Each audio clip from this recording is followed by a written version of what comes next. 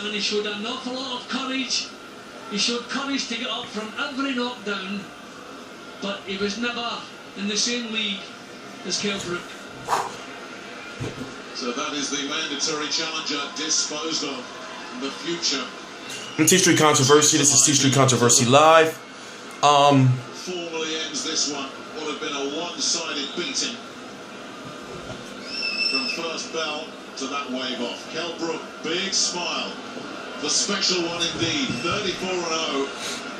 With 23 KOs. The sense that with this man, the best is yet to come. I don't think they've even realised yet. Right now it's March 28th, 2015. Special K, Kell Brook has stopped. Well, the corner decided not to continue. JoJo Dan down multiple times, twice in round 2. One. Let's let Michael buffer. Following the request by the challenger's corner that JoJo Dan was unable to continue, the winner by TKO victory, still undefeated with a record of 34-0, the fighting pride of Sheffield, England, the undefeated IBF Welterweight Champion of the world, the special one, Kell.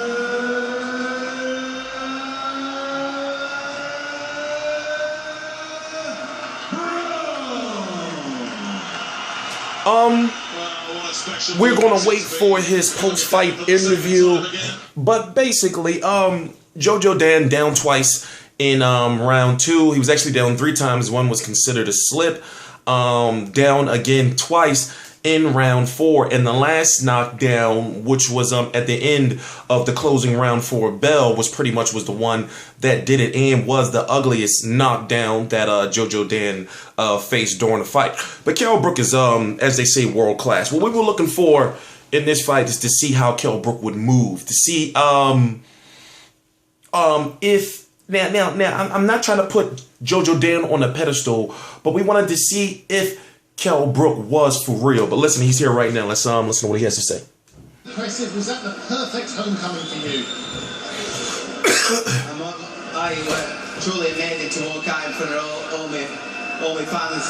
You know, I didn't think I'd ever box again, and here I am playing in arenas. You know, I'm gonna be rude. I can't put into words how much it means for me to be back defending my world title. It means everything to me. It must have been a very emotional ring walk for you, just preparing backstage and then coming out there to this. Yeah, it were, you know, it were hard, you know, there holding it together, seeing everyone on the phones, and, you know, I just felt like this is where I belong, and, you know, I'm sorry that I've kept you waiting, but I hope that you've had a good night, and you've enjoyed World Championship Boxing. I'm back, baby. Baby. JoJo Dan was your mandatory. He came to fight, gave it a go, but ultimately he was outclassed. Yeah, what a heart though. Caught it with some good clean shots. You know, he kept getting back up. You know, I've been out for a while. You know, first time, you know, with the leg. You know, you're seeing little bits of greatness in there at times, but there's much more to come from me. You know, that was just to knock cobwebs off. I'm gonna be back out in June in a massive fight. I'm back. How did the leg feel? My leg feels fine. My leg feels as good as the other leg. There's not a problem with the leg. You say you're going to be out in June. Who are you targeting? Because I know you're going out to watch the Mayweather-Pacquiao fight, but also there's Amir Khan as well. Who did everyone want me to fight? Did they want me to fight Khan? Marquez, Brandon Rios, bring them on, our world champion. I just want to entertain all y'all guys. Let's bring in your promoter, Eddie Hearn. A great performance this evening, but there's more to come, obviously. Who do you want to match him with next? Well, listen, there's a little venue available on June the 13th. If Amir Khan's watching, give everyone what they want. I'm talking about Wembley. Everybody wants that. Amir Khan hasn't got an opponent.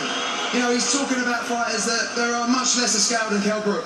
It's the biggest payday of his career. It's the biggest payday available. It's for a world title. Who wants to see Brook v. Khan? Cool. Do you have a message for Amir Khan? If you're watching, come on, get in here with me. You know what? Yeah, I know you're delicate. I'm gonna do you guys a favor. For y'all guys. Well, let's bring in your promoter, Eddie Hearn. A great performance this evening, but there's more to come, obviously. Who do you want to match him with next? Well, listen, there's a little venue available on June the 13th. If Amir Khan's watching, give everyone what they want. I'm talking about Wembley. Everybody wants that.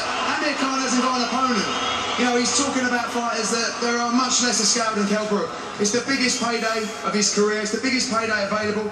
It's for a world title. Who wants to see Brook v Khan? Kell, do you have a message for Amir Khan? If you're watching, come on, get in here with me. And I know you're delicate around whiskers, I'll take you out. Try and put into words how much you've enjoyed this occasion, considering everything you've been through over the last 7 months. Let me just tell you, I come from, you know, from a rough neck of woods. I'm just council estate kid, and now I'm world champion. You know, packing out arenas like this. You know, you know, emotions. You want to talk about it? Goosebumps. You know, I've made it from bottom, and I'm at the top now. It's been a crazy 7 months, though, hasn't it? Did you really think your career was over at one stage? I didn't think I'd ever walk again, never mind box again, and here I am now defending my world title in style. You know, I've been given a second chance. The best is yet to come? Best is yet to come, don't you believe it? Believe me. Yeah. Well done tonight. Well, now it's a shame because it's true. It's true that Amir Khan does not want to fight him for whatever reason right now. Now, Amir Khan can fight him. There's no politics involved as far as Al Heyman is the same manager, advisor, promoter, whatever you want to call him, of JoJo Dan. Thank you, Al Heyman. So therefore, you know, it gets frustrating when I see a fighter call out another fighter on a grand scale of Sky Sports and in the United States on Showtime. And if Amir Khan doesn't answer, my God, and Eddie Hearn, I have some exclusive interviews courtesy of Be Real TV and my homie Sherry over there covering the fight. He's actually I have a guy actually at Kell Brook versus JoJo Dan. He got a chance to talk to Eddie Hearn. The interviews are right here on the channel, courtesy of Be Real TV. He's got a chance to talk to Eddie Hearn. And Eddie Hearn, you would think he would be in the know, right? He's hearing Amir Khan versus Chris Algieri, another soft puncher. Fans are even hearing Amir Khan versus Adrian Broner. You know, Amir Khan versus Miguel Cotto. And it's like, okay, Miguel Cotto, I would accept that, but don't feed into the bullshit. I don't see Amir Khan moving up all that weight. I just don't see it. I don't see it. So don't get yourself consumed with fights that cannot happen or that are not likely to happen. You got Kell Brook, right? Who's the IBF 147-pound champion. I don't know how many people it was. It was a sold out arena. I would say 12 to 15,000 people were there, not one empty seat. And yet Amir Khan doesn't want to be in on that. They already have the stadium reserved. Amir Khan is already returning in June. And it's like, in May or June. And it's like now it's just so blatant now to the point. It's like, yo, Amir Khan, it's you. We know it's you that don't want to fight Kell Brook. Now, whatever the case may be, whatever goes on in these fighters' personal lives, meaning Kell Brook and Amir Khan, I don't care. I don't care about none of that. I'm talking about in the ring. When it comes to in the ring, I want to see Kell Brook versus Amir Khan. And that's what I'm starting to think that it is. I'm thinking that Amir Khan doesn't like the fact that it's going to be Kell Brook versus Khan, not Khan versus Brook. You know, Amir Khan has somewhat of an ego, you know, and I don't think he wants to play second fiddle to a guy like Kell Brook, especially with so much domestic bad blood that they have, you know, over the last several years. There's the possibility of Kell Brook versus Keith Thurman. Very big fight. I have that interview also on the channel where Eddie Hearn is saying, well, Al Heyman and their team and Keith Thurman, they want the fight, but they want the fight over in the United States. They want Keith Thurman to come over there. Whatever the case may be, that's a potential fight that can happen. Now, you hear that Kell Brook's coming back in June, so which rules out him fighting Mayweather or Pacquiao in September. Maybe not, I highly doubt. So if he was to fight Mayweather Pacquiao, it would probably be in 2016.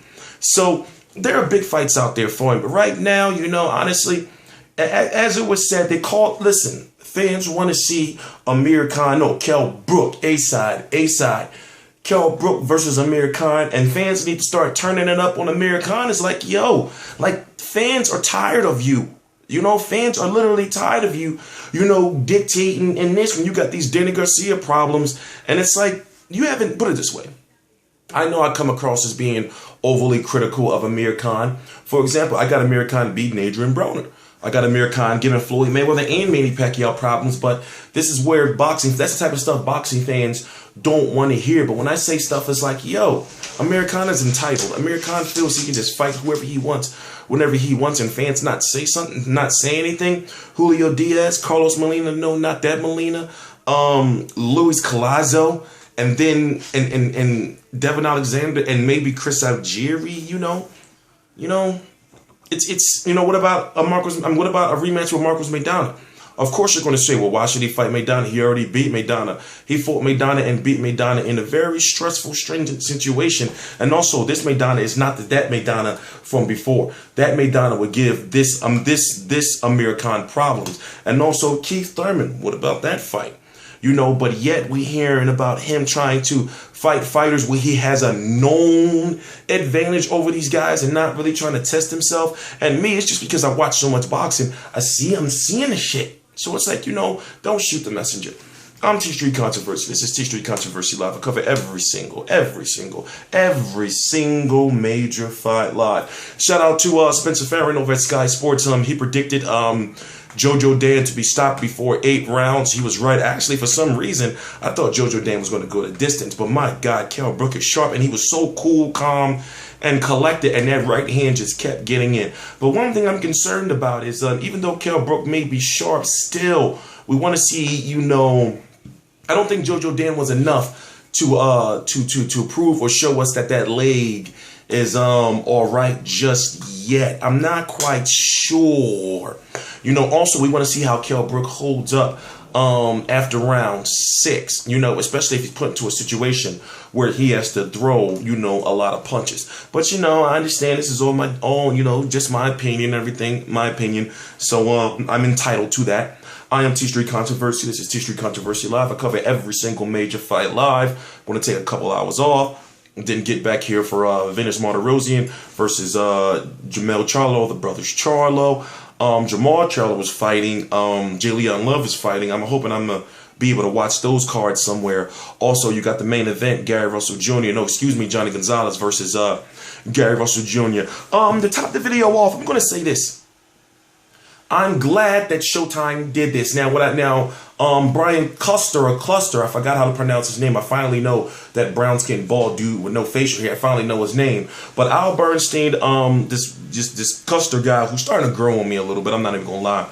And Paulie Malignaggi, what it is we're seeing that Showtime International is going to be a new boxing series, which is going to highlight international fights, which I talked about a long time ago. As far as I'm glad that somebody's doing it. It's one of those type of things where the ratings for this might not be high as of yet, you know, I don't know. But the overall benefit later on down the line is much great. And also, Showtime can start to get in on building those international fighters as far as, you know, broadcasting them over there. So the fact that they're following Kell Brook, now we're seeing that Kell Brook's fights are going to be televised in the United States. I would love to see that for guys like Anthony Joshua moving forward, Tyson Fury. You know, as soon as David Haye come back, make sure, you know, his fights are televised, even though he has been on HBO. Who else? George Groves, you know, James DeGale. A few other fighters, you know, but I'm glad to see that someone or a network is actually trying. And I understand that it's expensive, but I really hope that they keep up with it, even if it's just for an hour. You know, just get those, buy the rights to those fights and get them over here for us, for the fans. Because if Showtime wants to build and, you know, try to take on HBO and maybe surpass them in the future, they have a market right there where they can try to do that as far as broadcasting international fights, if they're consistent with it. I'm talking about every month, to the point where fans know that, oh yeah, you know, Showtime got, you know, those international fights every month, you know.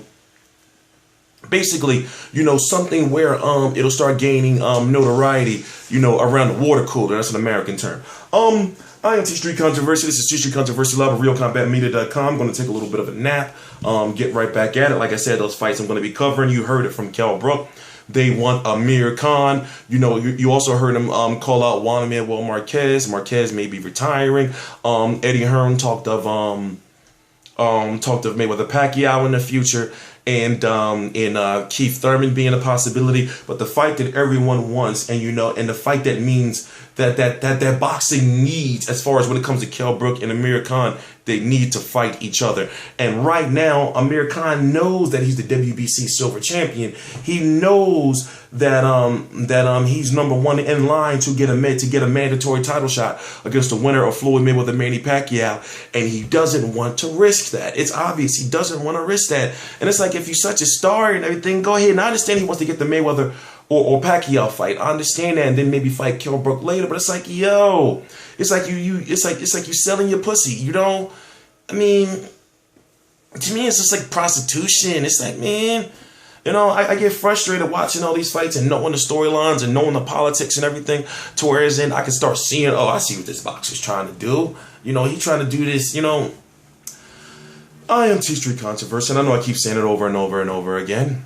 It's a very emotional subject for me, talking about Amir Khan. And it's not that I'm hating. It's just like, he clearly don't want to fight Kell Brook. He's clearly trying to, as fans say, even though they're good fights, but cherry pick his way to Mayweather Pacquiao. It's obvious, man. TstreeT Controversy, TstreeT Controversy. I'm going to end this video.